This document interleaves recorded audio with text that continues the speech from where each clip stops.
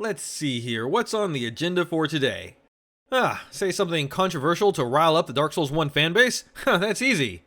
Dex is better than strength. Hello everyone and welcome. Today I'm beating Dark Souls while only leveling Dex, and also one weapon per boss. The rules are pretty simple. I can only level dexterity and only use weapons that scale exclusively, or at least primarily, with Dex. Also, after I defeat a boss, I have to change weapons. You might think Thief is a good starting class because of the Bandit's Knife, but honestly, that weapon is too good. Bleed is overpowered in this game, so I don't want to waste it on the Asylum Demon. Instead, I start as a hunter. But Doom, the short sword, is a quality weapon. Correct. But the short bow isn't. And after just 16 arrows, the Asylum Demon goes down. I sure hope all the bosses I fight with a bow go that quickly. In Firelink, I am now unarmed, so I grab a nearby weapon I have never used before, the Winged Spear. I don't personally like spear-type weapons. The thrusting attack feels so limiting, and these games usually have tight hitboxes. You know, Dark Souls 2 excluded. As such, it's pretty easy to miss my attacks. What I'm trying to say is that I have skill issues with this weapon. Anyway, at the very least, it can show off another reason I picked the Hunter. 12 base strength. Most of the Dex weapons don't have a high strength requirement, but a few of them do, and 12 strength while two-handing is just enough to use them. Unfortunately, this limitation did stop me from using weapons I was excited to try out, like the Server with its 24 strength requirement. Regardless, I now have a weapon, which means I am to be feared, but I would like more weapon because more weapon mean more fear, and more fear mean more power, or some cartoonishly evil thing. Terrible segue, 0 out of 10. Undead Merchant. He's my best buddy and sells me several weapons I can use. A dagger, scimitar, rapier, and the regular spear. I also learned from my previous mistakes and bought the bottomless box. He's got all this cool stuff, but not as cool as the things that you can get in today's sponsor, War Thunder. War Thunder is the most comprehensive vehicle combat game ever made and is available now for free on PC and consoles. That's right, I said free, which is crazy because of the insane level of detail the developers put into making this game. I mean, the sheer amount of customization alone is ridiculous. Like, there are countless camouflages, historical markings, even some community-created things. Then you get into the battlefield and enemies aren't just rolling boxes with a number for health attached. No, War Thunder has one of the most sophisticated vehicle damage models in gaming. And you can experience it by taking command over 2,500 tanks, planes, helicopters, and ships of 10 major nations, ranging from the biplanes and armored cars of the 1920s to the fighter jets and main battle tanks of today. Immerse yourself in the intense combat of War Thunder, where incredibly detailed vehicles, realistic graphics, and authentic sound effects place you right at the helm of the most powerful war machines of our time. Personally, I love the fact that you don't need $12 million in a recreation of a cockpit to play the game. Nope, just a simple mouse and keyboard or a controller and you're already an ace pilot. So join a worldwide community of over 70 million players in epic PvP battles today and delve into the breathtaking experience that is War Thunder. Like I said, you can play War Thunder right now for free on PC, Xbox, and PlayStation. Just click my link in the description or pinned comment. But wait, that's not all. New and returning players that haven't logged on for more than 6 months will receive a massive bonus pack including multiple premium vehicles, the exclusive vehicle decorator Eagle of Valor, 100,000 Silver Lions, and 7 days of premium account goodness. So what are you waiting for? Click that link and I'll see you on the battlefield. Thanks again to War Thunder for sponsoring this video. Now back to our regularly scheduled programming. I'm gonna need to clean the tip of my spear after that one. Wait. Havel, you have nothing for me this time, so I have no need to fight you. Definitely not because you'll one-shot me if I tried. Nope, that's just a smart tactical decision on my part. Yep. Andre here can also sell me weapons. Unfortunately, the only one I can use is the pike, and by use, I mean I can't because it has a 24 strength requirement. I always knew Andre had a heavy pull. Sure would be crazy if the Balder side sword dropped on the first try. If only I was so lucky. Alright, enough preparation. The Bell Gargoyles. That's not terrible damage.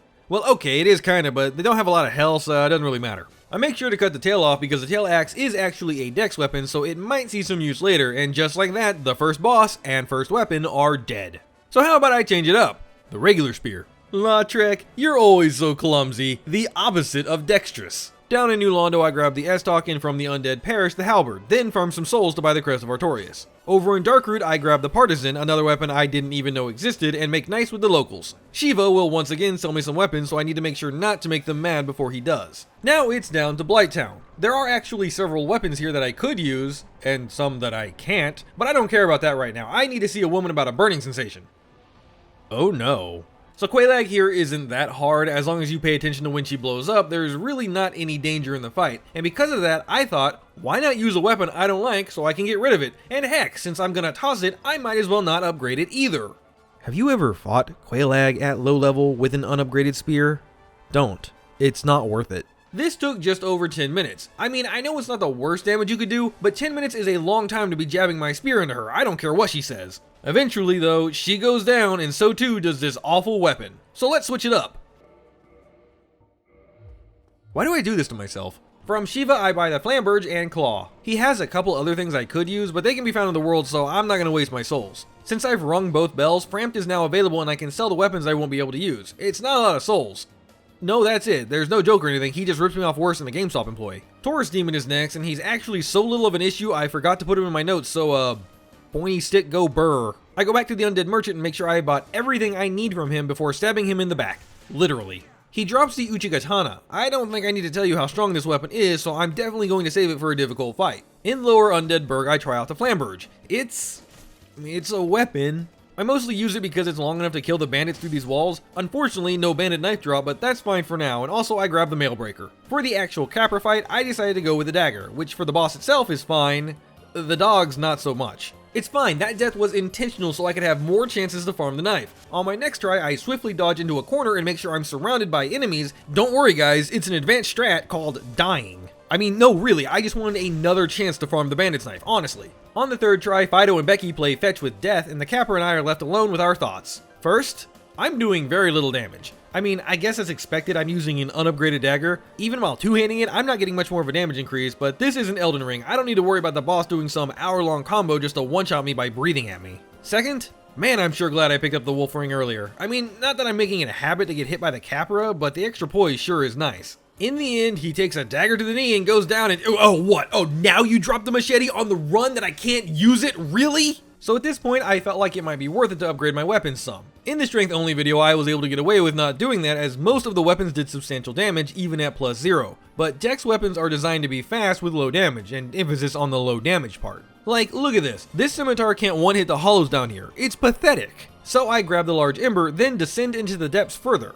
Here I encounter the most vicious rats I've ever seen. Like, these little bastards killed me 3 times. It wasn't until I switched to the Gargoyle axe that I was able to beat them. Eventually, I got to fight the enemy I wanted to, Kirk, and he was kind enough to drop both a like and subscribe. And if you're enjoying the video, why not considering doing the same, because I have some interesting challenges in mind you won't want to miss. Shameless plug aside, I have never seen him drop both the shield and sword in one area. Is this a sign that my luck is turning around?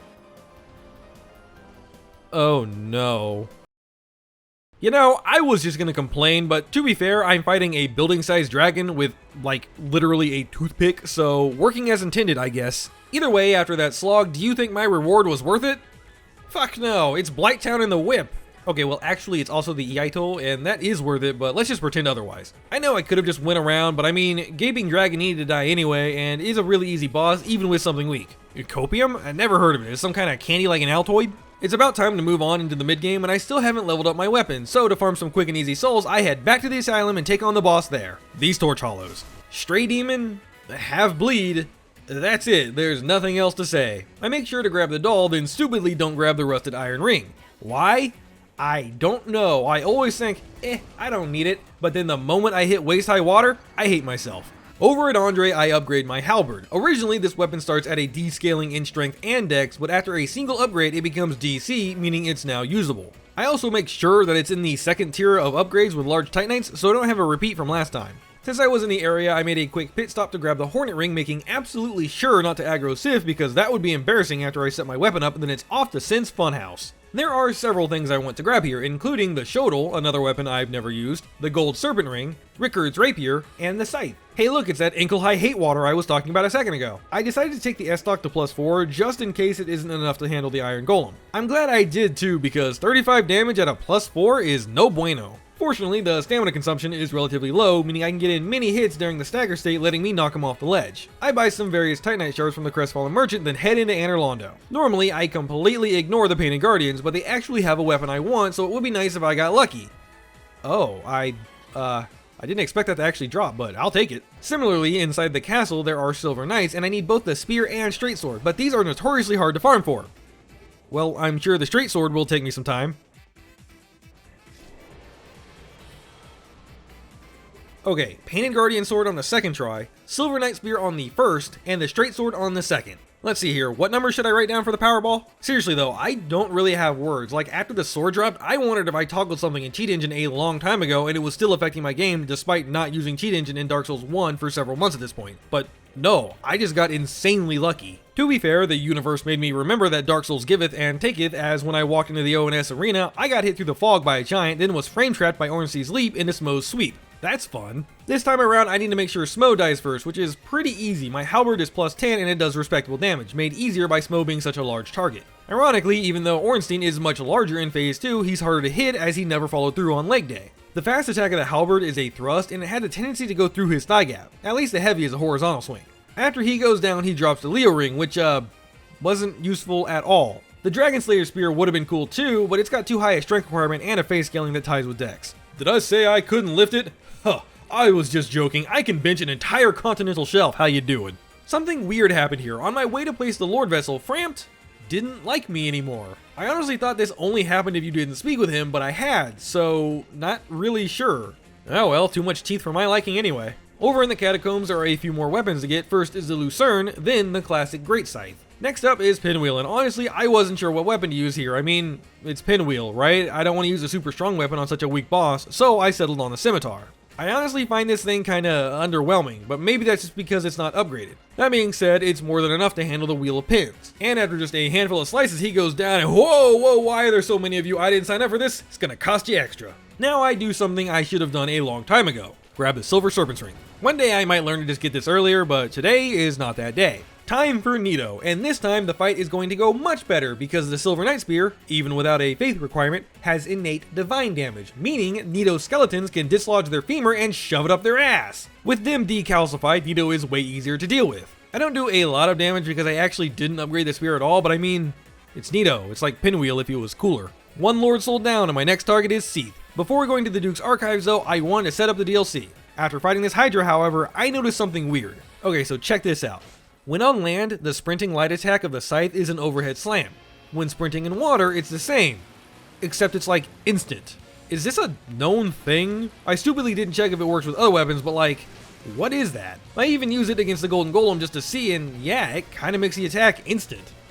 Who needs to carefully manage stamina and attack timings when there are no attack timings, I guess? Anyway, at the place of learning, I meet with Mr. Bad Breath himself. Totally worth it to save those like 9,000 souls.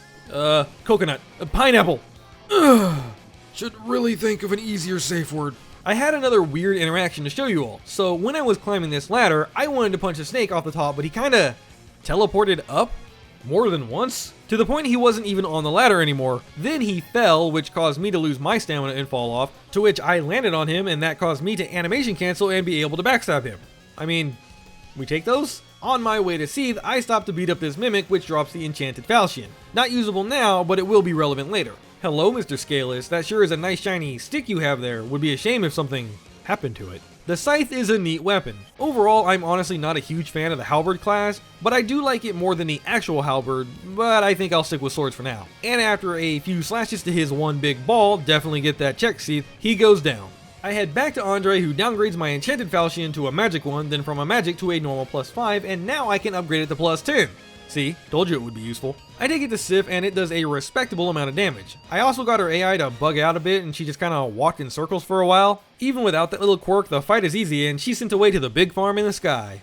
I learned here that the Forest Hunters don't hate you if you kill Sif, which is basically the only reason I did her so late in the run, as I wanted to make sure I didn't lose access to Shiva if I needed him. Anyway, I take my dead Falchion to the Giant Blacksmith, who revives it into Quelaag's Fury Sword. According to the wiki, this weapon scales with humanity, and to test it, a single one-handed light attack does 152 damage on these grass monsters, which are apparently called Ints. The more you know. But at 10 humanity, the same hit does 187, so nice. Guess I need to make sure not to lose my liquid humanity. Down in New Londo, I pick up the obvious strength scaling weapon, the Jagged Ghost Blade, then put the longbow I picked up ages ago to get used by shooting Ingward in the face. I collect the very large ember, then dive into the abyss. This was an okay fight. I do 151 damage a swing, which is less than I want it to be. And I wasn't able to kill a king before another one spawned, but I'm not completely sure that that was my weapon's fault and not on the king's, considering the second one did like 5 explosions. 3 Lord Souls down, 1 to go, and it's time for hell.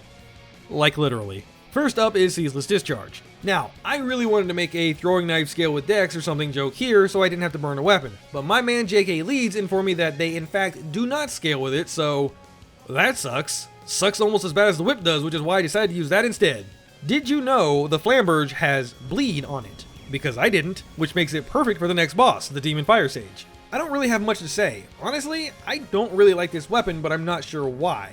It has all the things I do like, you know, horizontal attack and the dodge and sprinting R1s, and some probably decent damage if it was upgraded more, I don't know, it just doesn't click well with me. The bleed is nice though. Another weird thing happened during this fight. At one point my bleed damage was orange. I rarely use summons, but I'm pretty sure that that orange color is what is showed when something that isn't the player does damage to the boss, so I have no idea why it happened here. If you have any clue, I'd love to hear it. I mean, I'm pretty sure it's just a bug, but what could have caused that to happen? Well, whatever. He, like his brother, falls to my unupgraded Wrath. I used the Shodel on the Centipede Demon, and I really like this weapon. It's fast, deals large amounts of damage, has decent range, just 10 out of 10 would Shodel this to my friends. Last up in the boss gauntlet is the Bed of Chaos. Now, I have plenty of weapons to choose from, but I think there's only one that fits the bill here. The Spiked Shield. I know, it's not a weapon, but it does have DEX scaling. In fact, I took a quick look at all the shields on the wiki. All except for 2 of them scale exclusively with strength. The Spiked Shield and Pierce Shield. Couple that with the fact that I use a shield here in the strength run, and I just think it fits quite nicely. And after only a few minutes, the final Lord Soul is mine. Now that I have access to the kiln, I can farm chunks and strategize on how to handle the final bosses. Well, I say strategize, except there are only 8 bosses left and I currently have 12 usable weapons. Not to mention the other 11 that I could still pick up. Honestly, it's probably a good thing I did the strength version first. Had I done this one, I probably would have assumed there were ample strength only weapons and used all of the good ones too early. Oh well, since I still have several Destroyer of Worlds class weapons, I head into the DLC unafraid. First up is the Sanctuary Guardian, and I choose to use the Painted Guardian Sword, and oh. Holy crap, I just deleted half his health bar in 2 seconds. Have Dexmates been keeping this a secret from us? I'm almost sad I used this here instead of on a harder fight, but this weapon just went from 0 to hero real fast. Speaking of heroes who went 0, Artorias. I decided to use the Iaido here as I've never actually used it. As far as I can tell, it's basically just the Uchigatana except with better scaling and a cooler heavy attack. It doesn't do a whole lot of damage, but I think that's just because Artorias has high slash resistance. What he doesn't have is a high cool-ass unsheath attack resistance. Can someone in the comments please educate me on that stance? I want to know more about how to draw a katana from its sheath to cut down my enemies. I'm then able to trade his soul for 2 more Dex weapons, the Dark Silver and Gold Tracer. I've never used these, but maybe I can find a use for them later. Me thinks this is going to hurt.